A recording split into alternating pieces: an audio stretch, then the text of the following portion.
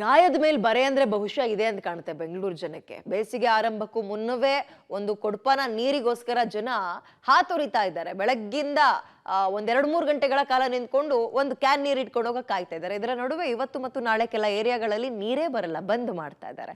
ಇದಕ್ಕೆ ಸಂಬಂಧಪಟ್ಟಂತೆ ಒಂದು ರಿಪೋರ್ಟ್ ಇದೆ, ನೋಡ್ತಾ ಹೋಗೋಣ. ಬೆಂಗಳೂರಿನಲ್ಲಿ ನೀರಿಗಾಗಿ ಪರದಾಟ.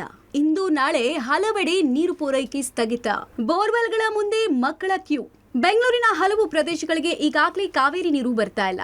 ಈ ವರ್ಷ ವಾಡಿಕೆಯಷ್ಟು ಮಳೆಯಾಗದ ಕಾರಣ ಹಾಗೂ ಬೋರ್ವೆಲ್ನಲ್ಲಿ ನೀರು ಬತ್ತಿರೋ ಕಾರಣ ಜನ ಕುಡಿಯೋ ನೀರಿಗಾಗಿ ಪರದಾಡುವಂತಾಗಿದೆ.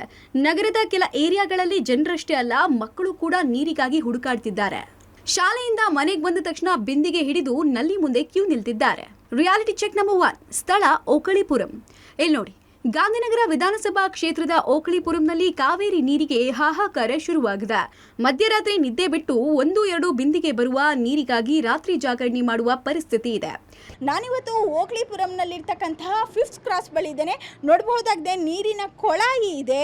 ಆದರೆ ಈ ಒಂದು ಕೊಳಾಯನ್ನೇ ಕಾಯ್ಕೊಂಡು ಜನ ವಾರಗಂಟಲೆ ಕಾಯುವಂತಹ ಒಂದು ದೃಶ್ಯಗಳನ್ನ ಕೂಡ ಕಾಣಬಹುದಾಗಿದೆ.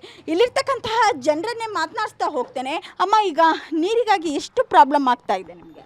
ನಮಗೆ ನೀರಿಂದ ತುಂಬ ತೊಂದರೆ ಆಗ್ತಾ ಇದೆ. ನಮಗೆ ನೀರಿನ ವ್ಯವಸ್ಥೆ ಯಾರು ಮಾಡಿಕೊಡ್ತಾ ಇಲ್ಲ. ನಾವು ಅಲ್ಲಿ ಇಲ್ಲಿ ಹೇಳ್ತಾ ಇದ್ದೀವಿ, ಯಾರು ಕಿವಿಗೆ ಹಾಕೊಳ್ತಾ ಇಲ್ಲ.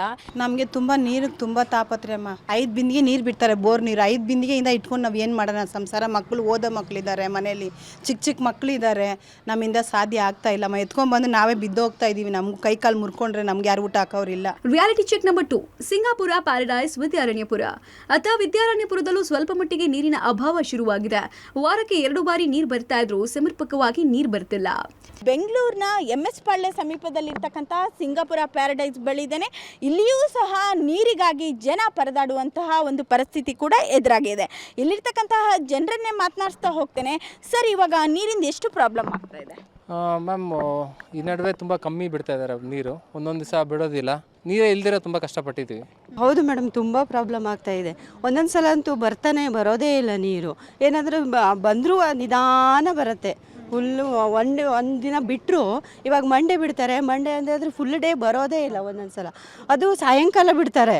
ಅದು ಸಾಯಂಕಾಲ ನಿಧಾನಕ್ಕೆ ಬಿಡೋದು. ಅದಂತೂ ನಾವು ಅಪಾರ್ಟ್ಮೆಂಟಲ್ಲಿ ಇರೋದು. ನಮಗೆ ತುಂಬ ಪ್ರಾಬ್ಲಮ್ ಆಗುತ್ತೆ. ನೀರು ತುಂಬ ಪ್ರಾಬ್ಲಮ್ ಇದೆ. ಅದು ಟೈಮಿಗೆ ಸರಿಯಾಗಿ ಬೀಳೋದೇ ಇಲ್ಲ.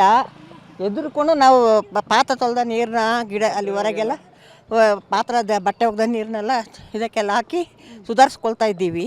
ಒಟ್ನಲ್ಲಿ ಬೆಂಗಳೂರಿನಲ್ಲಿ ನೀರಿನ ಅಭಾವ ಜಾಸ್ತಿ ಆಗ್ತಾ ಮುಂದಿನ ದಿನಗಳಲ್ಲಿ ಇನ್ನೂ ಕಷ್ಟವಾಗಿದೆ. ನೀರನ್ನ ಪೂರೈಕೆ ಮಾಡೋಕೆ ಏನೆಲ್ಲ ಆಲ್ಟರ್ನೇಟ್ ಪ್ರಯೋಗಗಳನ್ನ ಮಾಡಬಹುದು ಅಂತ ಸರ್ಕಾರ ಚಿಂತನೆ ನಡೆಸಬೇಕಾಗಿದೆ. Aruna Shiraguppi, public TV, Bengaluru.